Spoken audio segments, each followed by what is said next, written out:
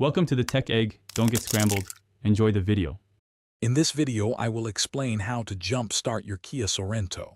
First, you will need a set of reliable jumper cables and another vehicle with a fully charged 12-volt battery. Park the assisting vehicle close to your Sorento, making sure the cars do not touch. Turn off both engines and engage the parking brakes for safety. Now, open both hoods and locate the batteries, identifying the positive and negative terminals. Now let's connect the positive cables. Take one red positive clamp and securely attach it to the positive terminal of your Kia Sorento's dead battery. This terminal is usually marked with a plus sign. Next, take the other end of the red cable and connect its positive clamp to the positive terminal of the working vehicle's battery. Double-check that both red clamps are firmly attached. Moving on to the negative connections.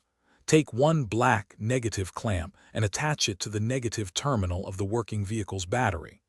This terminal is typically marked with a minus sign. For the final connection, attach the other black negative clamp to an unpainted metal surface on your Kia Sorento's engine block, away from the battery itself.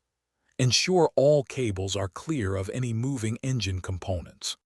With all cables connected, start the engine of the working vehicle and let it run for about 5 minutes. This allows some charge to transfer to your Sorento's battery. Now, try starting your Kia Sorento. Once it starts, carefully disconnect the cables in the reverse order of connection. First the black clamp from your Sorento, then the black clamp from the working car, followed by the red clamp from the working car, and finally the red clamp from your Sorento. Drive your Sorento for at least 20 minutes to fully recharge the battery. Thanks for watching. Consider subscribing if I helped unscramble your problems.